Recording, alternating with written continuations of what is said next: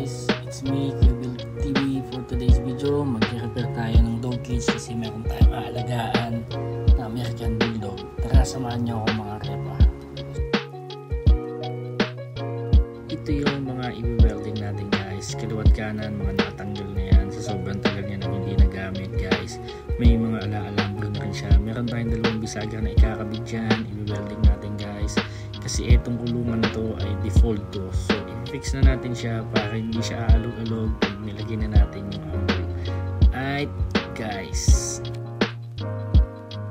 So ito ang una natin gagawin sa kulungan na ito. Gagamitan natin siya ng steel brush para matanggal yung mga kalawang ng kulungan kasi matagal siyang na-stop. So dati meron siya nakalagay dito na British Bulldog. So bali nadala na siya sa Jensen. So ito nandito sa bahay natin. So i-repair natin. Meron tayong mga welding dyan. After natin siya steel brush, welding natin pati yung sa may lapad.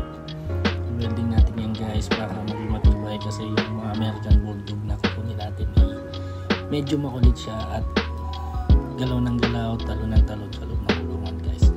Okay guys, samahan niyo ako.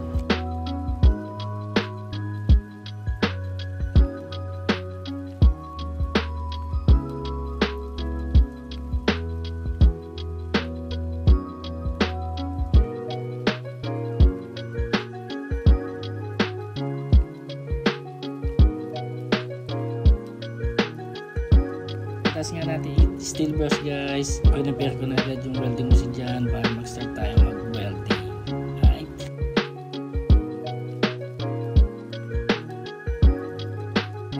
So yun nga guys. So tapos na natin sa steel brush guys. So kinuha na natin welding machine. I-prepare na natin para ma-welding na natin yung mga dapat i-welding guys. Meron tayo bisagra na i-welding dyan guys.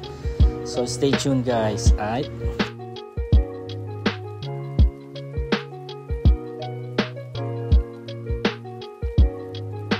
Yun nga guys, sabihin ko sa inyo, medyo nahihirapan tayo sa pag-welding ng bisagra kasi hindi tayo talaga sanay mag-welding ng mga ganito. So I think onting practice pa para maging successful tayo sa pag-welding guys. Ito nga at ginagrinder natin para kasi medyo nagbukol-bukol yung pagkaka-welding ko dyan. So ibabalik na lang ulit natin at i-welding natin ng maayos guys. Alright, stay tuned.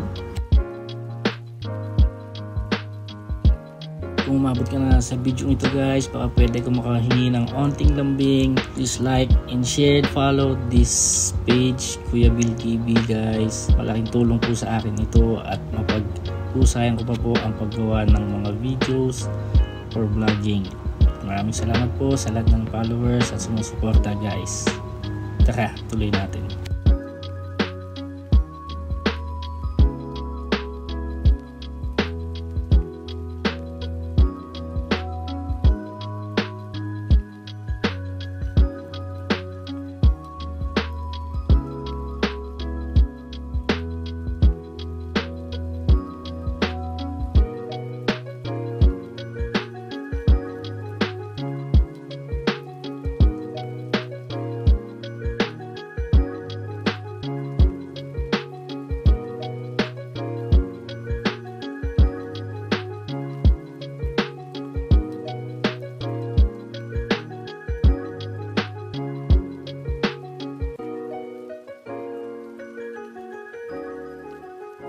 So yun nga guys, para sa katulad kong beginner, hindi rin pala ganun kadali ang pag-welding.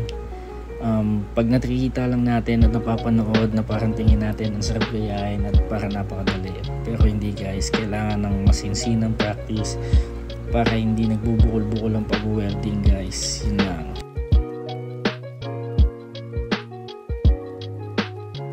So yun guys, hanggang dito na lang ang day 1 natin dog cage repair para sa Ambul. Kita-kits tayo sa sunod na video. Alright, God bless.